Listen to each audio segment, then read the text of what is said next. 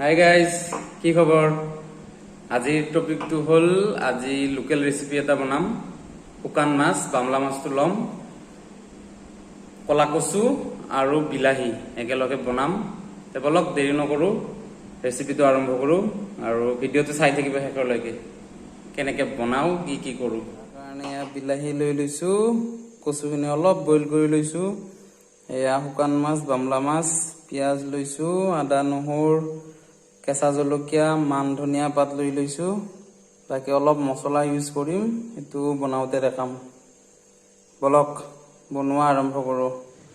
প্ৰথমতে পিঁয়াজখিনি অলপ ভাজি লওঁ।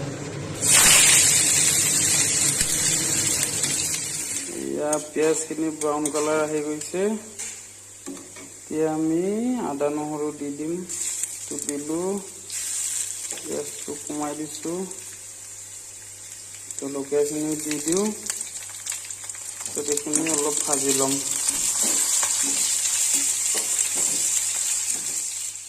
পিঁয়াজ, জলকীয়া, আদা নহৰু ভাজা হৈ গ'ল। ইয়াত অলপ জিৰা দি দিলোঁ।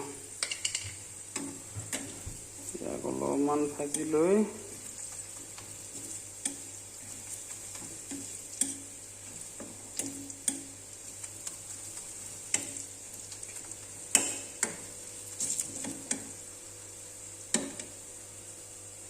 এতিয়া আমি শুকান মাছখিনি দি দিম। সেইখিনি বইল কৰাই আছে আগতে, দি দিলোঁ। আকৌ সামান্য ভাজি ল'লোঁ। এতিয়া মাছখিনি ভাজা হৈ গ'ল। এতিয়া তাত আমি বিলাহীখিনি দি দিম। বিলাহীখিনি ভাজি ল'ম তাৰ লগত।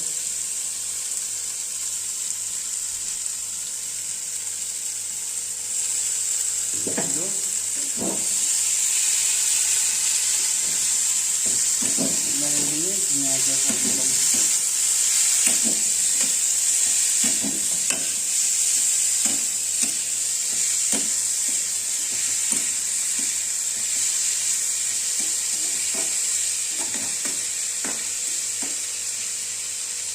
তাৰপিছত কচুখিনি দি দিম লগালগ।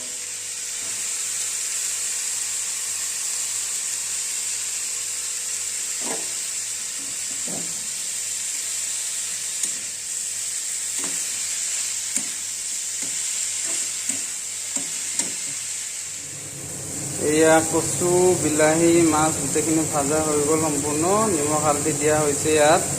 এতিয়া সামান্য পানী দি দিওঁ। বাছ, এতিয়া তাক কিছু সময়ৰ বাবে উতলিবৰ কাৰণে থৈ দিম। এই গাইজ, এতিয়া বনোৱা সম্পূৰ্ণ হৈ গ'ল।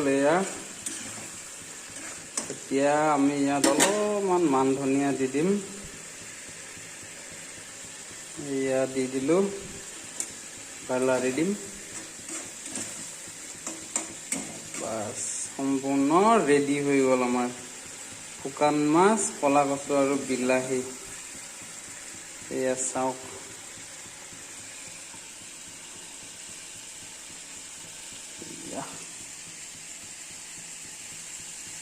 খুব সুন্দৰ হৈছে, দেখাতো ধুনীয়া হৈছে। Bye bye. ভিডিঅ'টো কেনে পালে জনাব। ধন্যবাদ।